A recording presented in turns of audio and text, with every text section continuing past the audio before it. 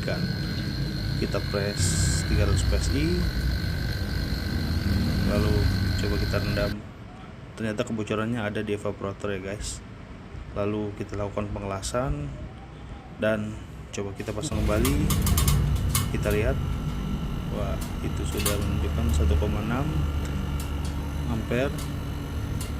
Pressure-nya normal, pipa besar di